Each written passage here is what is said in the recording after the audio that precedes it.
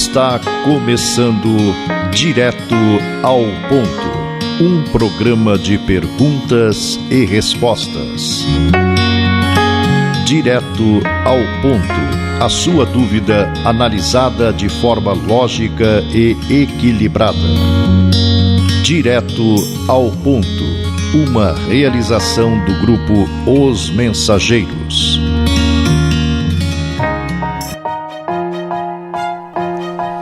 Alô amigos, aqui estamos para oferecer as respostas que você procura perante dúvidas e conflitos apresentados pela vida na visão filosófica, científica e religiosa do Espiritismo. Indo direto ao ponto, vamos à primeira pergunta do programa de hoje.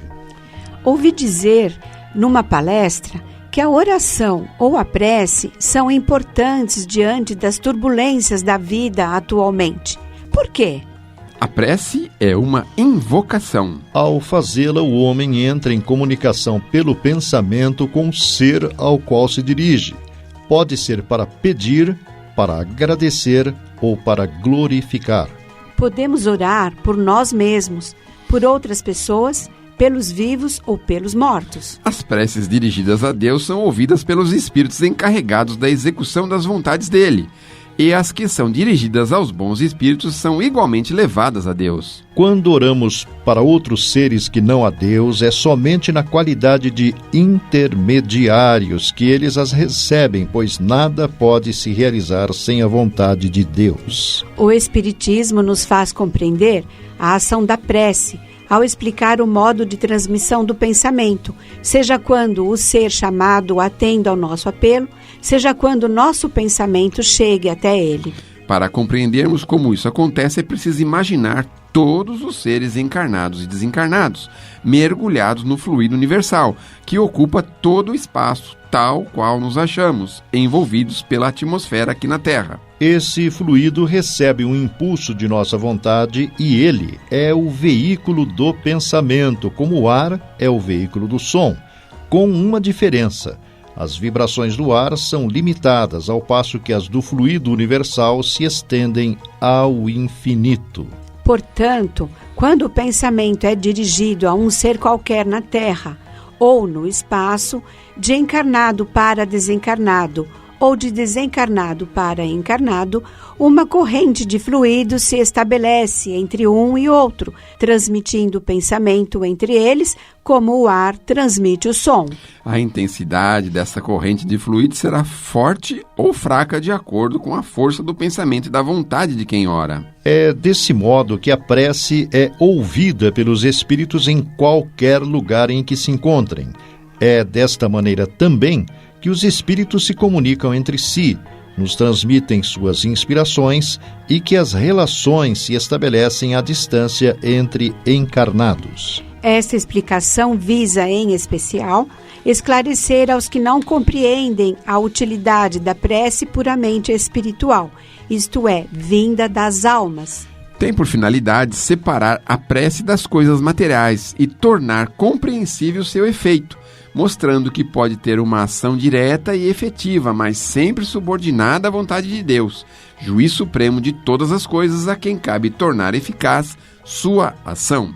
Pela prece, o homem atrai para si o auxílio dos bons espíritos que os vêm sustentar nas suas boas resoluções e lhe inspirar bons pensamentos. Ele adquire, assim, a força moral necessária para vencer as dificuldades e voltar ao bom caminho, se dele se afastou. Dessa forma, pode desviar de si os males que atrairia devido às suas próprias faltas. Um homem, por exemplo, vê sua saúde arruinada pelos excessos que cometeu e arrasta até o fim dos seus dias uma vida de sofrimentos. Terá ele o direito de lamentar-se por não obter a cura?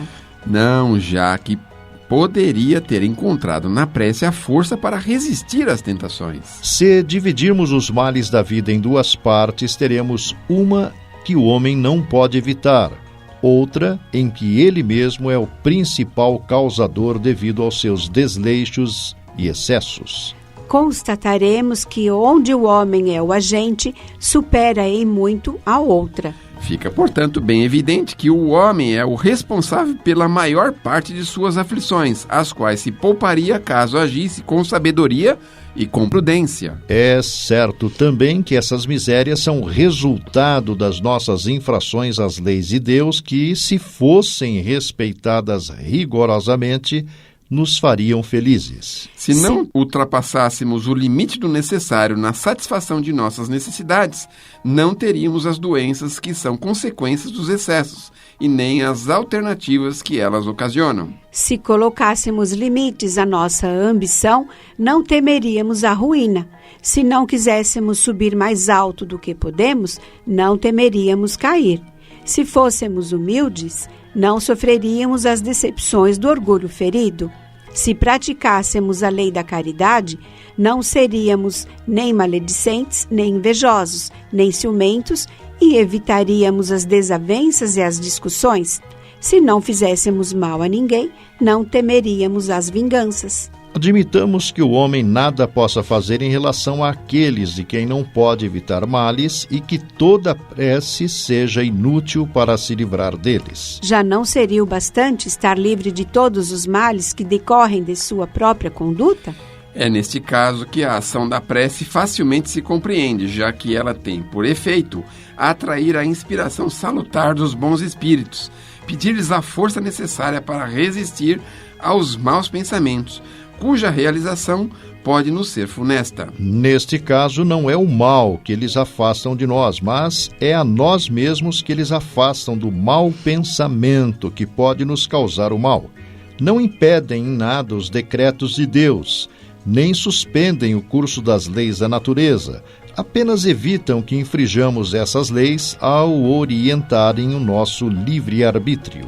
Agem assim, de maneira oculta, sem que se deem a perceber, para não nos considerarmos submissos à sua vontade. O homem se encontra, então, na posição daquele que solicita bons conselhos e os coloca em prática, mas é sempre livre para segui-los ou não. Deus quer que assim seja para que ele tenha a responsabilidade de seus atos e para deixar-lhe o mérito da escolha entre o bem e o mal. O homem sempre pode obter isso se orar com fervor, e é neste caso que se podem praticar estas palavras. Pedi e obtereis. A eficiência da prece, mesmo reduzida a esta proporção, não seria de um imenso resultado? Estava reservado ao Espiritismo provar a sua ação ao revelar as relações que existem entre o mundo corporal e o mundo espiritual. Mas não é a isso somente que se limitam os efeitos da prece.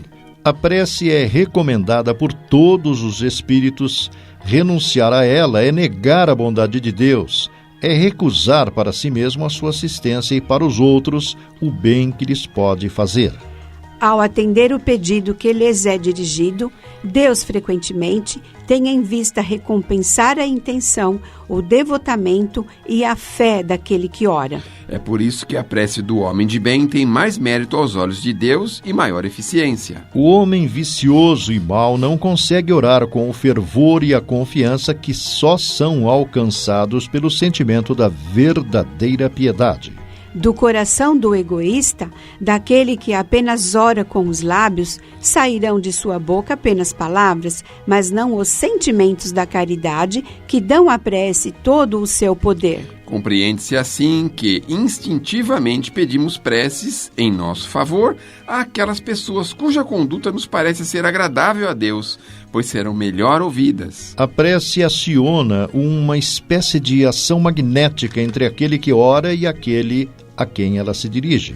Poderia-se pensar que o efeito da prece depende desse magnetismo, da força fluídica daquele que ora, mas não é bem assim. Os espíritos têm a condição de poder acionar essa ação magnética fluídica sobre os homens e, em razão disso, complementam quando se faz necessário a insuficiência daquele que ora, seja agindo diretamente em seu próprio nome, seja dando-lhes naquele momento uma força excepcional, desde que os julguem dignos dessa ajuda, ou quando ele possa ser proveitosa. O homem que não acredita ser suficientemente bom para praticar pela prece uma ação benéfica não deve, por isso, deixar de orar em favor de outro por julgar-se indigno de ser escutado.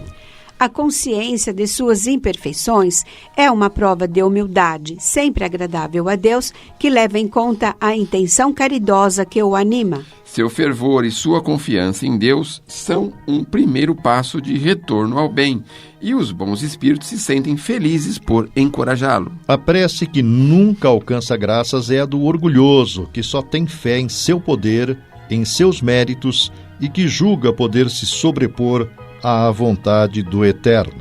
O poder da prece está no pensamento. Não depende nem de palavras, nem do lugar, nem do momento, nem da forma como é feita. Pode-se orar em qualquer lugar e a qualquer hora, sozinho ou com mais pessoas. A influência do lugar ou do tempo de duração só se faz sentir nas condições que podem favorecer a meditação.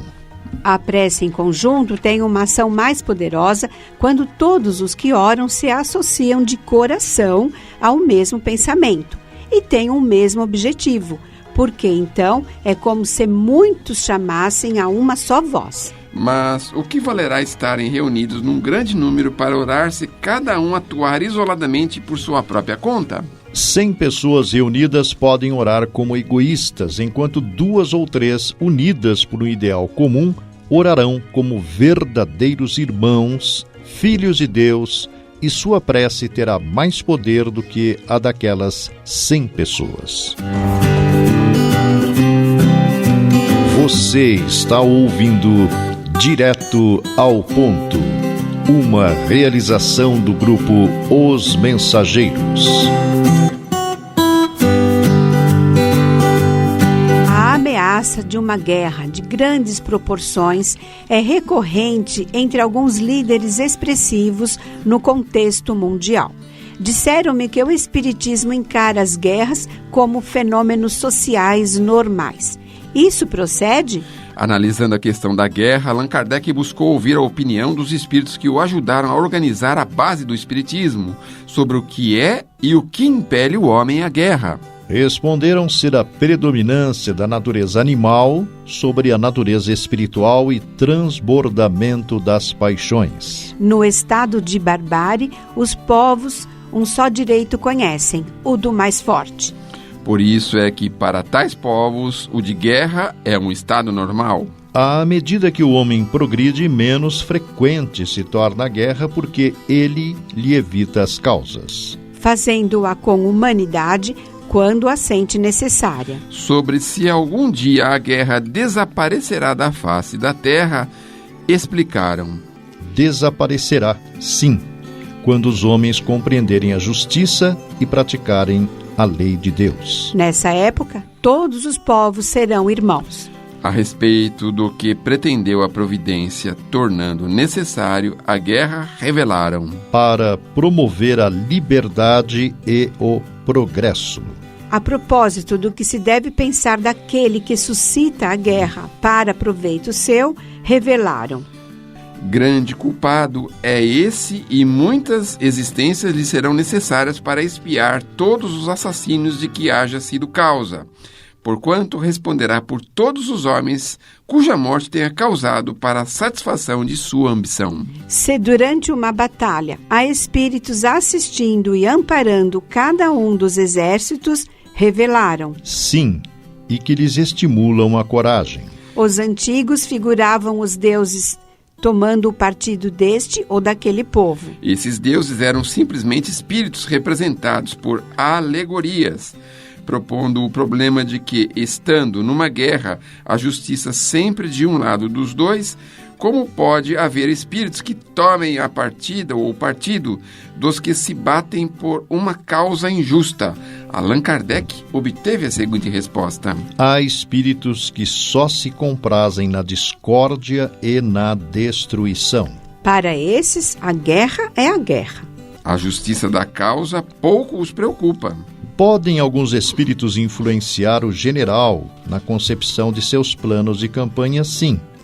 Podem influenciá-lo nesse sentido, como com relação a todas as concepções. Podem maus espíritos suscitar-lhe planos errôneos com o fim de levá-lo à derrota? Se não tiver critério bastante para distinguir uma ideia falsa, sofrerá as consequências e melhor faria se obedecesse em vez de comandar. Pode, às vezes, o general ser guiado por uma espécie de evidência, por uma visão intuitiva, que lhes mostre de antemão o resultado de seus planos? Isso se dá a miúde com o homem genial. É o que ele chama de inspiração e o que o faz que obre com uma espécie de certeza. Essa inspiração lhe vem dos espíritos que o dirigem, os quais se aproveitam das faculdades de que o veem dotado. No tumulto dos combates, alguns espíritos dos que se sucumbem continuam a interessar-se, outros se afastam. Dá-se nos combates o que ocorre em todos os casos de morte violenta. No primeiro momento, o espírito fica surpreendido e como que atordoado. Julga não estar morto. Parece-lhe que ainda toma parte na ação. Só pouco a pouco a realidade lhe surge. Após a morte, os espíritos que como vivos se guerreavam continuam a considerar-se inimigos e se conservam encarniçados uns contra os outros. Nessas ocasiões, o espírito nunca está calmo. Pode acontecer que nos primeiros instantes depois da morte ainda odeie o seu inimigo e mesmo o persiga. Quando, porém, se lhe restabelece a serenidade nas ideias, vê que nenhum fundamento há mais para sua animosidade. Contudo, não é impossível que dela guarde vestígios mais ou menos fortes conforme o seu caráter. Continua a ouvir o rumor da batalha. O espírito que, como espectador, assiste calmamente a um combate, observa o ato de separar-se a alma do corpo. Contudo, raras são as mortes verdadeiramente instantâneas. Na maioria dos casos, o espírito cujo corpo acaba de ser fatalmente ferido não tem consciência imediata desse fato. Somente quando ele começa a reconhecer a nova condição em que se acha que os assistentes podem distingui-lo a mover-se ao lado do cadáver. Parece isso tão natural que nenhum efeito desagradável lhe causa a vista do corpo morto. Tendo-se a vida toda concentrada no espírito, ele só prende a atenção dos outros. É com ele que estes conservam, ou é a ele é que fazem determinações. Nas chamadas guerras santas, o sentimento que impele os povos fanáticos, tendo em vista agradar a Deus, a exterminarem o mais possível os que não partilham de suas crenças, poderá equiparar-se, quanto à origem, ao sentimento que os excitava outrora a sacrificarem seus semelhantes? São impelidos pelos maus espíritos e fazendo a guerra aos seus semelhantes contra a vontade de Deus, que manda ame cada um o seu irmão como a si mesmo. Todas as religiões, ou antes, todos os povos, adoram um mesmo Deus, qualquer que seja o nome que lhe deem. Se são desculpáveis os povos de não crerem na palavra daquele que o Espírito de Deus animava e que Deus enviou, sobretudo os que não ouviram e que não lhe testemunharam os atos, como pretenderdes que creiam nessas palavras de paz, quando lhes ides levá-la da espada em punho? Eles têm que ser esclarecidos e devemos esforçar-nos por fazê-los. Conhecer a doutrina do Salvador mediante a persuasão e com brandura, nunca a ferro e fogo. Se majoritariamente não se acredita nas comunicações que temos com certos mortais, como querer-se que estranhos acreditem na palavra de cada um de nós, espíritos, quando desmentidos com os atos a doutrina que pregamos? Direto ao ponto em 1 minuto.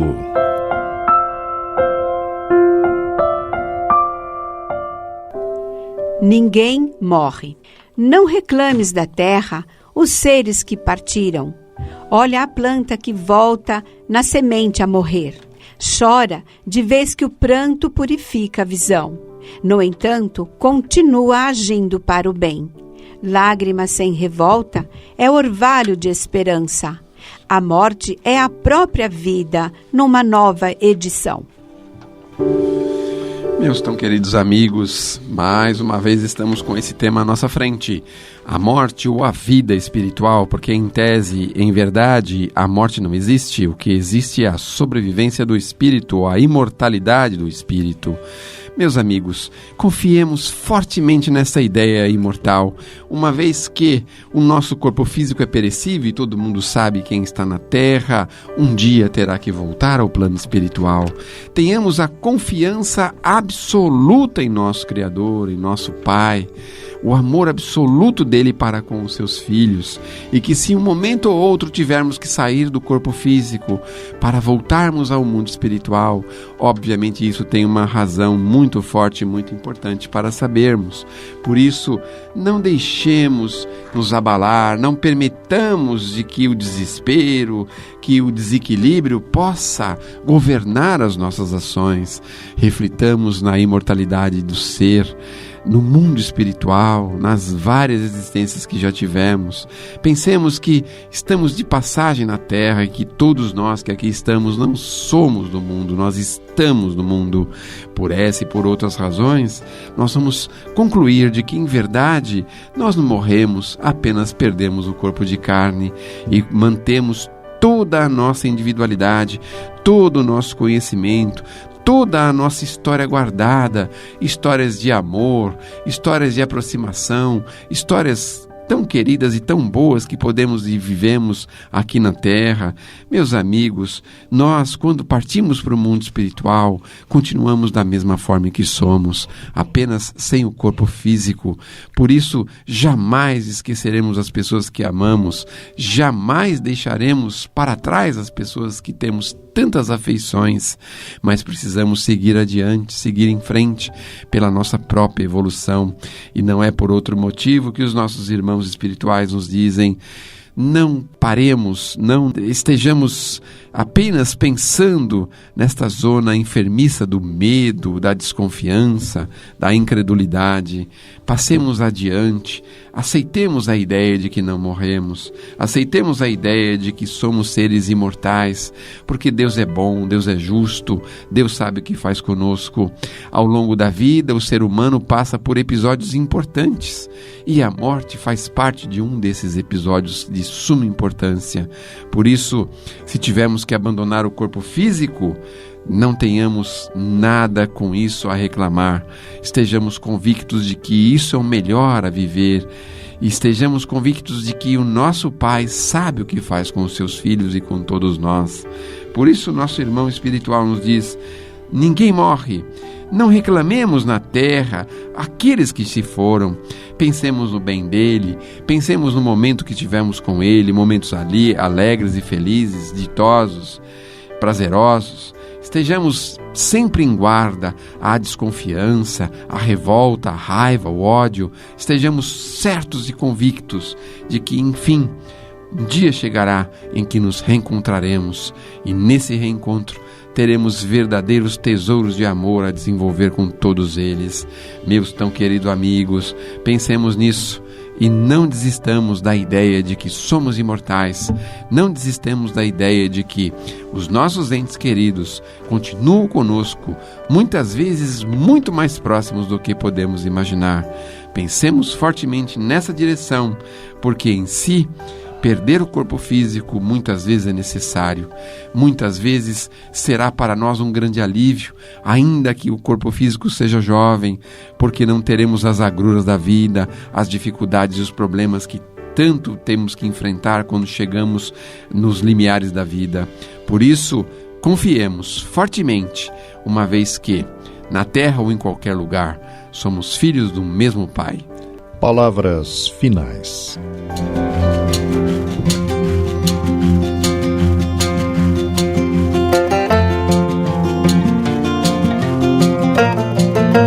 O Grupo Espírita Os Mensageiros é uma entidade dedicada à difusão da mensagem espírita, sobretudo as recebidas pelo médium Francisco Cândido Xavier, e atua de forma absolutamente gratuita, tanto no Brasil como no exterior.